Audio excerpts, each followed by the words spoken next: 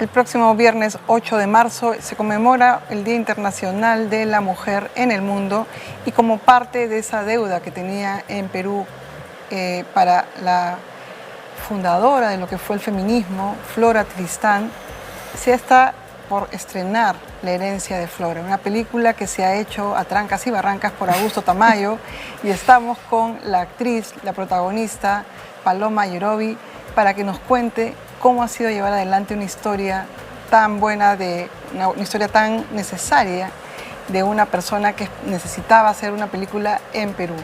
Buenas noches, Paloma, gracias por estar acá. Cuéntanos, ¿cómo ha sido sacar adelante? Bueno, gracias Paola por invitarme, feliz de estar acá contigo.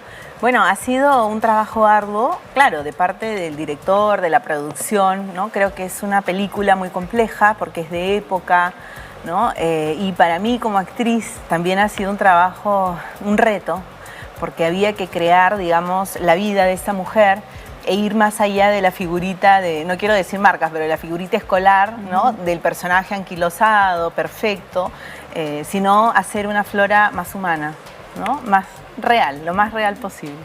Así que ha sido realmente intenso el proceso y espero que el producto, que lo pueden ir viendo ahorita, les guste. Claro, además a nuestras niñas no estudian quién es Flora Tristán, no se estudia quién es, se conoce que estuvo en un momento, digamos, como parte de la historia, llegó a Lima, hizo el libro Peregrinaciones de una paria, buscas en Wikipedia, son 4 líneas lo que te explican lo que escribió, pero no se estudia.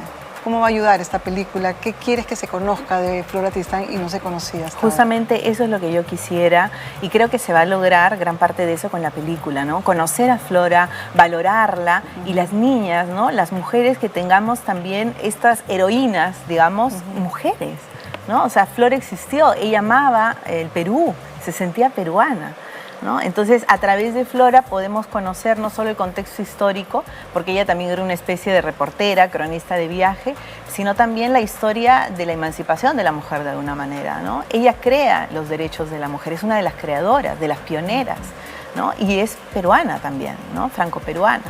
Entonces, creo que es necesario tener esa historia, conocerla y, digamos, ese ideal, ese modelo también de mujer, ¿no? En el Perú.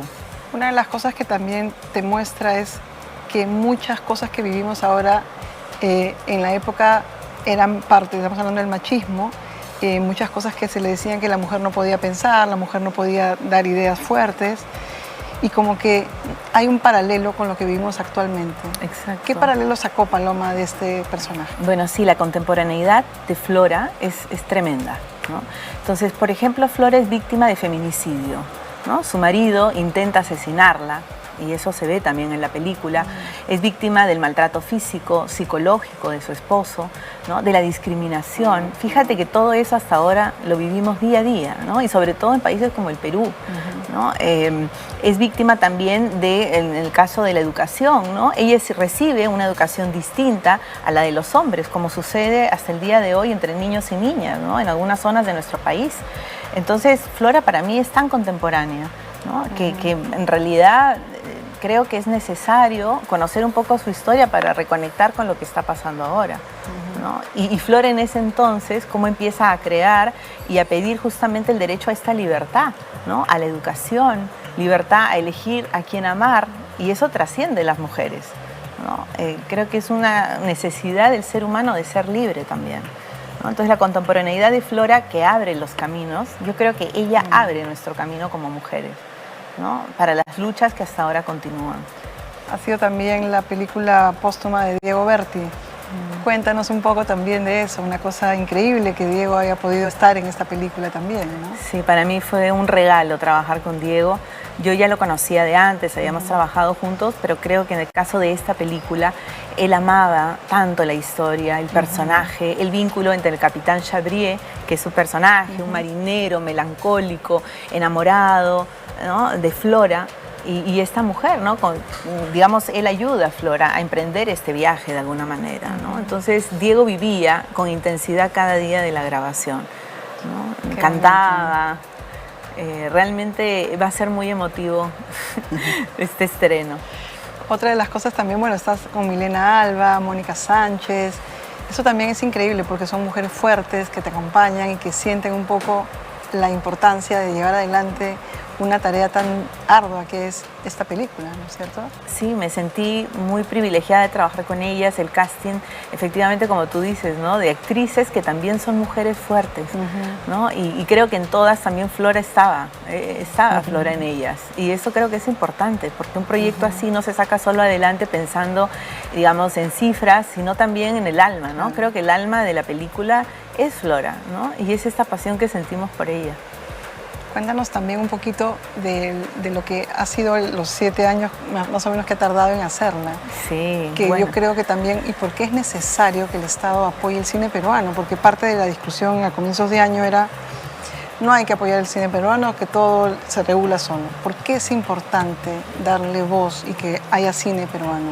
Y fíjate que desde que sucedió eso, se han ganado el Festival de Berlín. Ahorita 2 películas acaban de ganar el Festival de Berlín, ¿no? Y películas diversas, además. Creo que el cine peruano, de alguna manera, nos recoge a nosotros como país, ¿no? Entonces tenemos películas de diferentes ciudades del Perú, con distintos estilos, ¿no? Y a veces esta es más histórica, hay otras que son más independientes, hay otras más comerciales, pero creo que nos integra a todos como peruanos el cine, ¿no?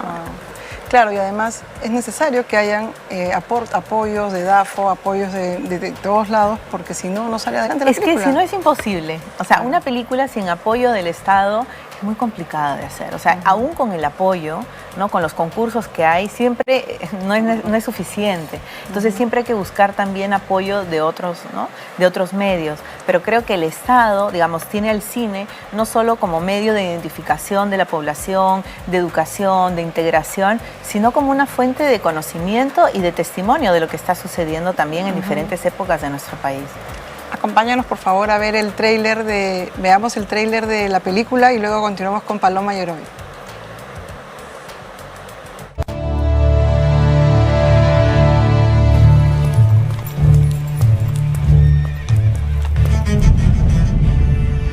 Bastarda, a tu padre le dio asco casarse con tu mamá. ¡Cállate!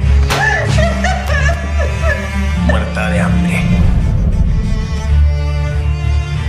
Voy a casa de mi abuela paterna, a conocer a mi familia. Ellos viven en Arequipa. Salud por eso. Mi madre ya estaba muy anciana cuando falleció. Dejó escrito que mi sobrina Flora, la hija ilegítima de mi hermano, recibirá 600.000 francos. Pero como usted sabe, eso es imposible. Estoy pidiendo lo que es mío. Nada es tuyo. Soy hija legítima de Mariano Tristán, caballero peruano.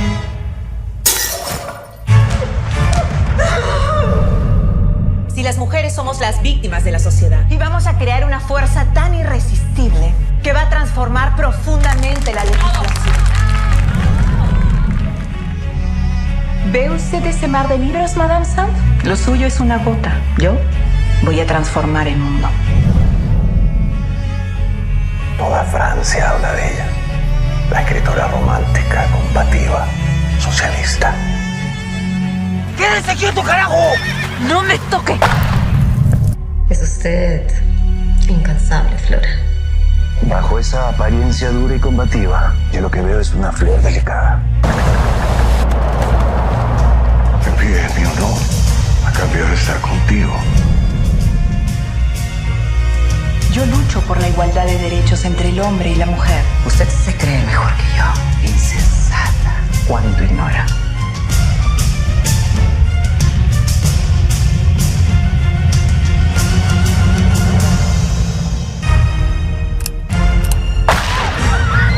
La herencia de Flora, una película de Augusto Tamayo. Estreno 7 de marzo.